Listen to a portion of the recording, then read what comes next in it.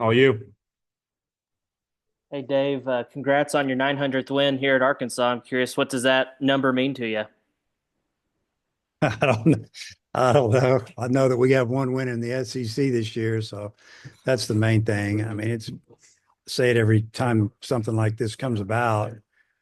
Is just I just appreciate having the opportunity to be here, and I appreciate coaching all these great players and hang out with a bunch of good coaches. So, uh, it's a good number. Hopefully we can keep building on a little bit. I'm curious, what did you see out of Gackle today? What did he show you out there today? I saw a really good pitcher, and I mean, he got off to a rough start. He strikes off the leadoff man on a slider that it looked like it hit the back of the plate. It's already wet around home plate and got by the catcher. And then it just didn't go good. He had two strikes on a 2-0 hitter who's hitting about 350, and he hits that ball up the end of the bat, but he splits the gap, and it wasn't going real good. But he found a way. I mean, he got his pitch count was way up in the first, and he got the double play ball from Furnace about you know, really jammed him bad, couldn't get out of the box. I didn't think it was going to be a double play. And I thought Behava was just going to arm fake and look to see if he could catch the runner coming around third too far. As a matter of fact, I started looking left and then I realized he was throwing the other way and he got him. And it was amazing to get out of that with only 2 runs. And then I thought, you know, Gackle was amazing after that. As a matter of fact, threw right around 80 pitches in 4 innings, and he would have come back out for the fifth. He was fine, but he sat in there for I don't know however long our inning took, and we just didn't feel good about that. And we thought, let's get him out. Long season, you know. But I thought he was really good tonight, and I think he ended up with what 8 strikeouts in 4 innings, and showed a lot of toughness. And I think that might be something that, looking back, we're going to say that really flipped it. And one more before I turn it back with Gackle. I know that the broadcast showed Colin Fisher getting loose in the first inning. How close were you to turn into Fisher there? Well, you start to get concerned and kind of tiptoeing around your question for a second when your pitcher gets to 30 pitches in an inning, and he was getting there at the time, and you didn't know if he's going to have to throw 37, 38, 40 to get out of the inning. And if he would have had to have done that, we probably wouldn't have sent him back out in the second. If he was just continued to have issues in the first, then we were going to go to calling for, long relief. And then once it got back under control a little bit, we just felt like Coyle was our best option. He'd been, really good for us so far, and it worked out. Jackson, go ahead. Yeah, just one more on another on Gackle. I mean, the broadcast kind of showed him talking to himself in that first inning, and then you could kind of see his emotion come out the rest of the way. Is that something that's been there earlier this season? Is that something that maybe he brought out of him tonight? I mean, what does that emotion make him as a pitcher? Well, he's a competitor, and he was planning on having a really good outing for us tonight. He knew we were in need of it after the way it went down last night and or yesterday, and he did a good outing. And he was frustrated, but he flipped the switch and just did a tremendous job. Yeah, that's been in there. He's got that. And if you think about some of the time when he was, last year he was closing games, we were bringing him in some really really tough situations, and you have to be tough to be able to handle that. Really tough mentally. The back to back to back in the fifth, just how special was that? And could you feel like maybe you were the bats were kind of about to explode there before that inning? Yeah, I felt a lot of the hitters were really frustrated because they felt like that we were seeing the ball well. We just never really put together that inning yesterday, and then today we felt like we should have scored more runs a couple of times. I think there was one inning there where we had runners at first and second, nobody out, and we didn't score, and that was with 3, 4, and 5 coming up after them. And then when the fifth got here, um, and Davalin hit the home run to give us the lead, and then the next pitch was just jolted to center field, and then the next pitch was an absolute rocket that got out of here. I didn't think it had enough height. It was just a lot of excitement in the dugout because all of a sudden, 2 minutes earlier we were down a run. Now all of a sudden we're up 3 or 4 runs, and then I really liked the way we continued the inning. A lot of times you had 3 homers in a row and you just scored 4 runs. The inning kind of slows down, and we ended up scoring 4 more. And I think we scored 7 runs before they got us out. So it was very emotional in the dugout. Guys were excited. We feel like we're explosive, and we can do that type of stuff. And it was really good to have it happen when it did, because we're on the road. We're in the SEC play, and we just coming off a loss, and so it was huge. Was this the best you've seen from Jimenez tonight?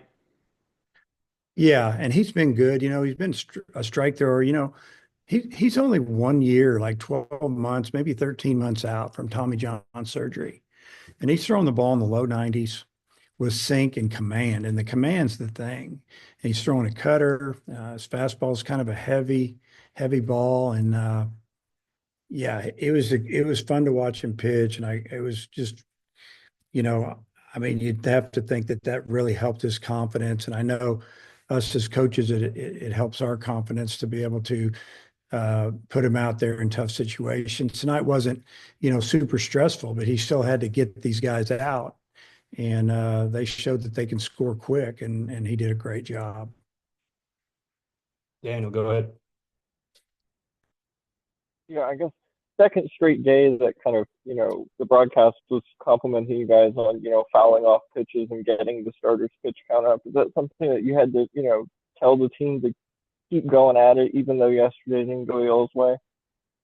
Well, it's part of what you want to do as an offense is to get that starter's pitch count up. And we always make the comments to our hitters that there's a reason he's starting, and he's starting on the weekend because he's really good. And, if you can get him out of the game, maybe the next guy is not quite as good. You never know. But yeah, that's part of it. You foul pitches off.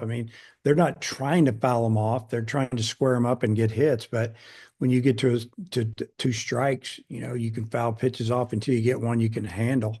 And a lot of times you'll get a mistake, you wear a guy down. And plus, if you don't, at least you're getting his pitch count up, and, things happen. And then first time Jimenez 3 innings for you guys. Is that something, as his arm kind of continues to, keep going, that his role may change, or, he could come in for long relief? Yeah. Well, yeah, tonight's his longest outing. I think he threw 35 pitches. I think he threw maybe 32 one other game, or 30 in a couple innings. But sending him back out, in the ninth, we discussed it after the end of the eighth, if we were going to send it back out. We had a plan, if it didn't go good. But, Coach Hobbs and I just felt like, he hadn't thrown a lot of pitches in 2 innings, and he was throwing strikes. And then we scored another 3 runs, I think. And it relaxed us a little more to build that lead up. But, he kept his focus in the dugout. And that's a lot of times when you have a pretty good lead, then you add to it. You might lose a little focus. And I kind of watched him throughout the inning, and he stayed really into it, focused, and you could just tell he was excited to go back out again. Matt, go ahead. Kind of a scary day there weather-wise. What was it like sitting around the hotel waiting to see if the game was going to get played?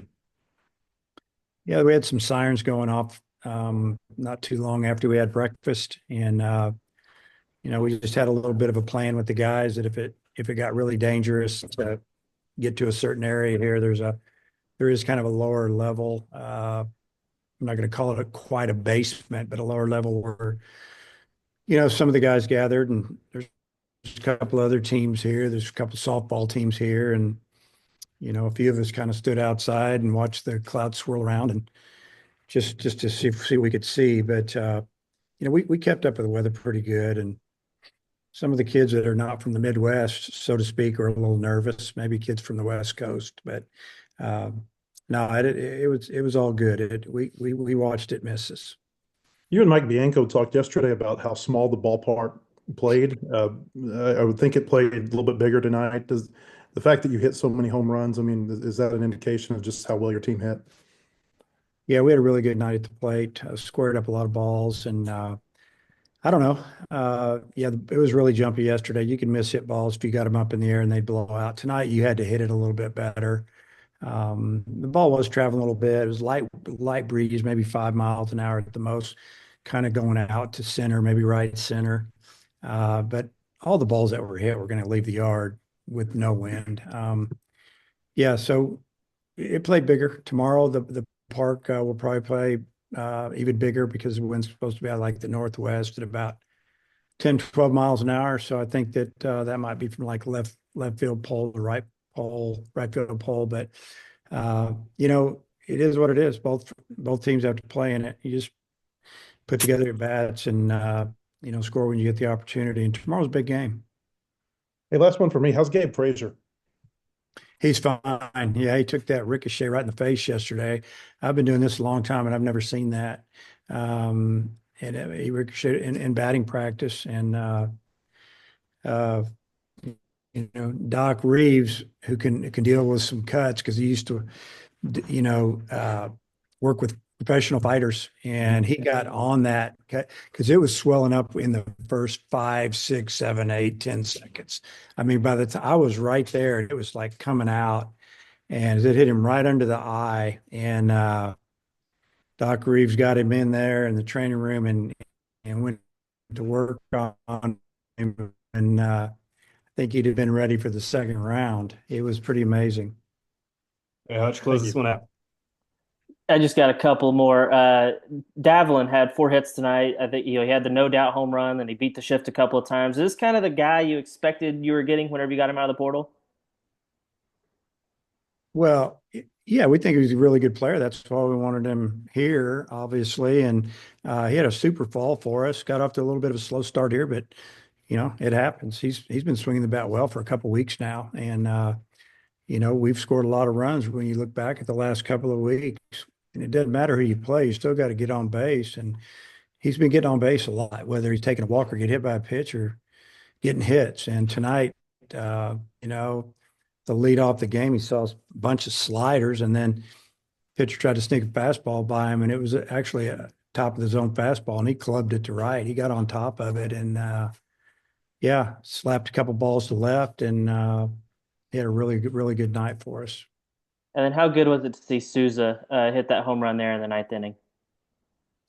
It was really good. He laid off the first pitch slider. It was a little bit low, might have been a changeup, but he laid off, and that was really good to see. And he didn't get all that ball. He doesn't have to, as strong as he is, and he just muscled it out of the park. But he took a swing at it. He a little confidence there. So hopefully that'll keep him rolling a little bit. And but the whole team was excited for him. You could tell when he hit it, they went crazy. And when he got in the dugout, they let him know how happy they were for him.